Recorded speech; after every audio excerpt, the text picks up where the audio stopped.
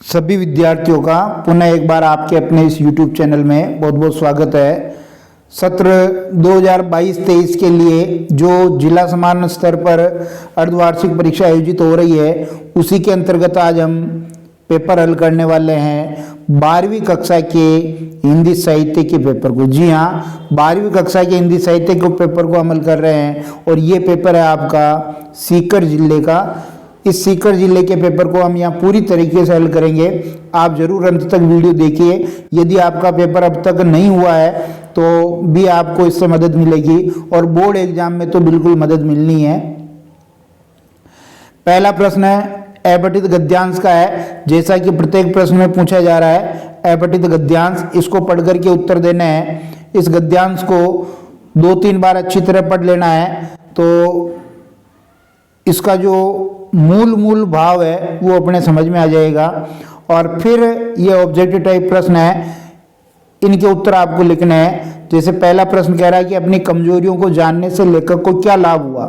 अपनी कमजोरियों को जानने से लेखक दूसरों की कमजोरियों के प्रति उदार बना। इसी तरह दूसरा प्रश्न है जूता मार का दुशाले से पहुंचना, यानी जूता मारकर दुशाले से पहुंचना क्या मतलब है? पहले किसी का अपमान करना और बाद में अपने दुर्व्यवहार के लिए क्षमा याचना करना। इसी के साथ देखिए तीसरा प्रश्न है, किस महापुरुष का उदाहरण देकर लेखक अपनी कमजोरियों को स्वीकारने का साहस रखता है? और वो महापुरुष है आपके महात्मा गांधी। ब वाला सही है। कृतज्ञ शब्द का अर्थ है, कृतज्ञ का मतलब होता है किए हुए उपकार को नहीं मानने वाला, और जो उपकार मानने वो कृतज्ञ और नहीं माने वो कृतज्ञ। और अपकार का क्या अर्थ है? अपकार का मतलब बुराई। अपकार का क्या मतलब है? उपकार नहीं दिया या अपकार दिया, अपकार का मतलब बुराई। इसी प्रकार देखिए दूसरा जो प्रश्न था आपका वो अपठित काव्यांश से संबंधित था, पद्यांश से संबंधित था। इस अपठित पद्यांश को भी अपने को 2-3 बार अच्छी तरह पढ़ लेना है और इसका भी मूल भाव समझने की कोशिश करनी है। पहला प्रश्न देखिए, जीवन में था एक कुसुम में कवि ने कुसुम शब्द का प्रयोग किसके लिए किया है? कुसुम शब्द का प्रयोग कवि ने अपने दिवंगत पत्नी के लिए किया है यहाँ, ठीक है। दूसरा प्रश्न, जो बीत गई सो बात गई कहकर कवि ने क्या संदेश दिया है? तो इसमें जो कवि ने संदेश दिया है वो संदेश दिया है कि पुरानी बातों को भुला देना चाहिए, पुरानी जो बातें हैं उसको भुला देना चाहिए। तीसरा प्रश्न है, मधुवन किस बात पर शोर नहीं मचाता? मधुवन जो है वो सूखे फूलों को देख करके शोर नहीं मचाता, सूखे फूलों को देख करके शोर नहीं मचाता।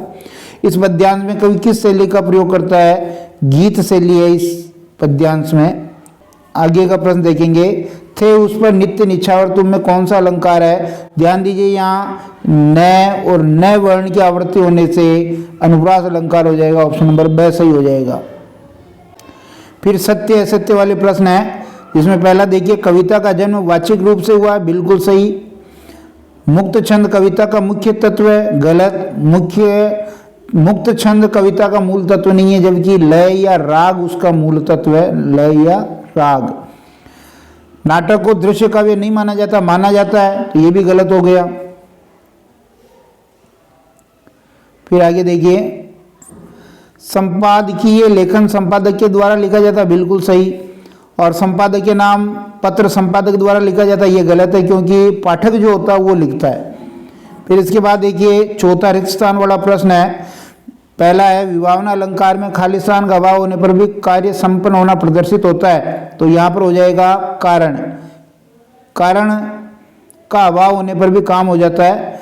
और दूसरा प्रश्न देखिए, मेघ आए बड़े बन ठन के संवर के पंक्ति में कौन सा अलंकार है? तो इसमें मानवीकरण अलंकार है। तीसरा, द्रुत विलंबित छंद के प्रत्येक चरण में 12 वर्ण होते हैं, द्रुत विलंबित नभो भरो। और काव्य गुण कितने प्रकार के होते हैं? काव्य गुण 3 प्रकार के होते हैं। कितने प्रकार के? 3। और ओज गुण में खाली स्थान का प्रयोग किया जाता है। ओज गुण में जो कठोर वर्ण होते हैं, कठोर शब्द होते हैं, उनका प्रयोग किया जाता है।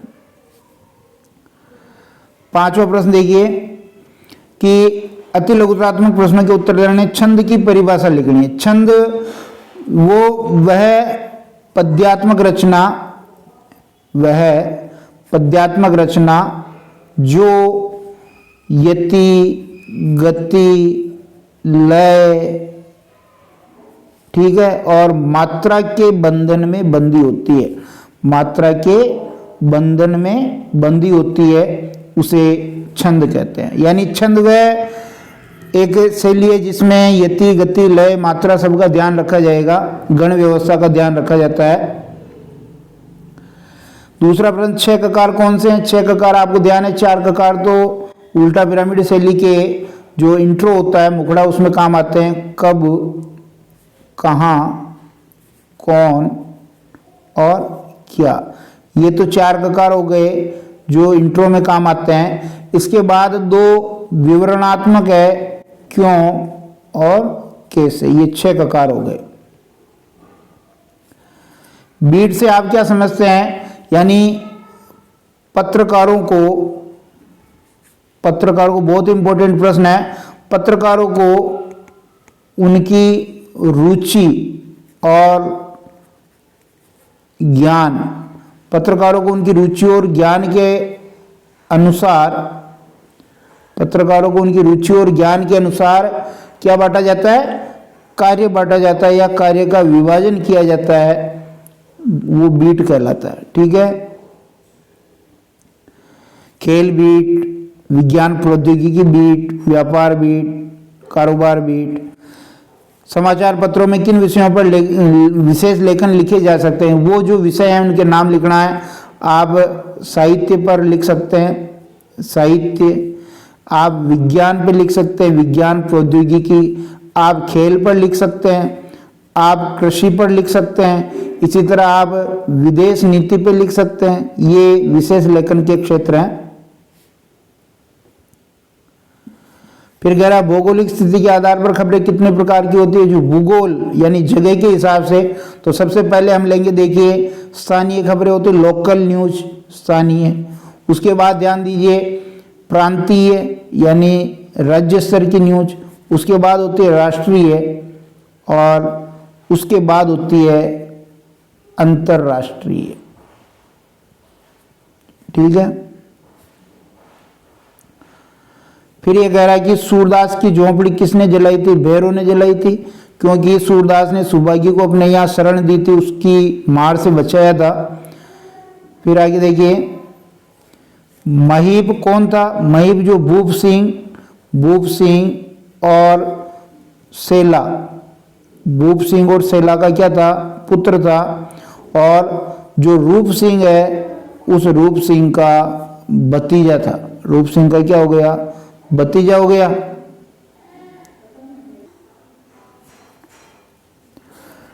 बिस्कोर की माटी पाट में सरसों का फूल का पीला सागर किसे कहा गया? सरसों के लहलाते जो खेत थे, सरसों के लहलाते जो खेत थे उनको पीला सागर कहा है। इसके बाद देखिए लघुतरात्मक प्रश्न है, मालवा में हुई वर्षा के बारे में लेखक ने क्या बताया? अलग अलग जो सालों का रिकॉर्ड था, उस रिकॉर्ड के अनुसार सबसे कम बरसात कब हुई, सबसे ज़्यादा बरसात कब हुई, कभी मालवा में पानी की कमी नहीं हुई, ये सारा रिकॉर्ड था। और बूढ़े त्रिलोक सिंह को पहाड़ पर चढ़ना जैसी नौकरी की बात सुनकर अजीब क्यों लगा?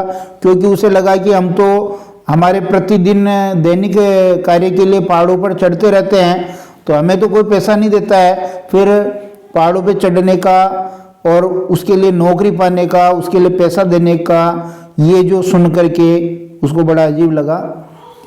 सत्य का दिखना और ओझल होना से कवि का क्या आशय है? सत्य सबके लिए अलग अलग होता है। किसी एक व्यक्ति के लिए जो सत्य होता है वो दूसरे के लिए झूठ हो सकता है, इसलिए वो कभी जो सत्य को वास्तव में जानने वाले हैं उनको दिखता है, और जो असत्य का मार्ग अपनाते हैं उनके लिए वो गायब हो जाता है।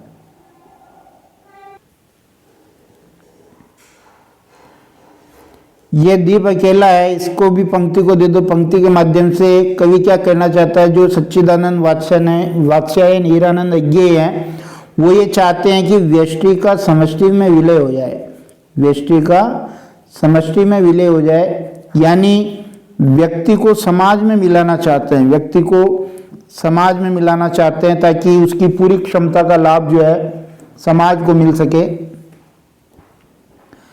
इसके बाद देखिए, खैराती, रामू और छिद्दू ने जब आंखें खोली तो उन्हें सामने राजा ही क्यों दिखाई दिया, क्योंकि जो उस राजा ने आज्ञाएं दी थी कि कान बंद करवा लो, आंखों पर पट्टी बंधवा लो और मुंह सिलवा लो, इससे अराजकता का माहौल फैल गया था। सारे जगह पर राजा का ही अधिकार हो गया था, अन्याय का वातावरण हो गया था। दूसरा, देवदास कहानी में गंगापुत्र किसे कहा गया? जो गोताखोर है उसको गंगापुत्र कहा गया, क्योंकि ये जो चढ़ावा चढ़ाते हैं गंगा नदी में, उस चढ़ावे को ये लेकर के आता है उन जो दोने होते हैं उनमें से, और वही उसकी आजीविका का साधन है, इसलिए उसको गंगापुत्र कहा है। जिस प्रकार एक माँ अपने पुत्र का भरण पोषण करती है, उनका भरण पोषण गंगा नदी के चढ़ावे से हो रहा है, इसलिए उनको गंगापुत्र कहा है। उसके बाद देखिए, ये व्याख्याएं करनी थी आपको। जन्म भर के साथी का चुनाव मिट्टी के ढेलों पर, ये आपको ध्यान है, जो चंद्रधर शर्मा गुलेरी सुमिरनी के मन के उस पाठ में से लिया गया है। फिर दूसरी व्याख्या अगर आप देखेंगे तो किसान ने उसको बताया ये साजे की खेती, यानी जो साजा लघु कथा है असगर वजाहत की, वहां से लिया गया है। इन पद्यांशों की भी आपको व्याख्या करनी है, और ये पद्यांश है पहला, जननी निरखती बाल धनुया, ये जो तुलसीदास जी हैं उनकी गीतावली के पद हैं। और दूसरी जो व्याख्या है, चढ़कर मेरे जीवन रथ पर, ये जो जयशंकर प्रसाद हैं, देवसेना का गीत, जो स्कंदगुप्त नाटक का हिस्सा है, स्कंदगुप्त नाटक का हिस्सा है देवसेना का गीत, वहां से ये ली गई है। इसके बाद सूर्यकांत त्रिपाठी की कविता सर्वस्मृति की मूल संवेदना को स्पष्ट करना है, और इसी प्रकार विद्यापति का जो पद है उसके काव्य सौंदर्य को आपको यहाँ समझना है। फिर निर्मल वर्मा का ये पाठ था, उसमें से प्रश्न है कि जहाँ कोई वापसनी पाठ के आधार पर स्वतंत्रता के बाद सबसे बड़ी ट्रेजेडी क्या हुई, इसको दिखाना है। और यथास्मि रोचते विश्वम, मानव संबंधों से परे साहित्य नहीं है, इसको स्पष्ट करना है। रामविलास शर्मा का वो निबंध, आशा से दीर्घजीवी कोई वस्तु नहीं, है सूरदास की मनस्थिति बतानी है आपको, सूरदास की झोंपड़ी पाठ के आधार पर। और बिस्कोर की माटी के प्रतिपद्य पर अपने विचार लिखना है। फिर मलिक मोहम्मद जायसी या गुलेरी का एक, दोनों में से एक का साहित्यिक परिचय लिखना है। और 13वां प्रश्न आपका निबंध का है, जिसमें से किसी एक विषय पर आपको निबंध लिखना है। जनतंत्र और मीडिया, आज़ादी के अमृत महोत्सव में युवाओं की भूमिका, भारतीय नारी कल और आज, डिजिटल इंडिया। निश्चित रूप से आपको ये वीडियो हेल्प करेगा। बहुत बहुत धन्यवाद।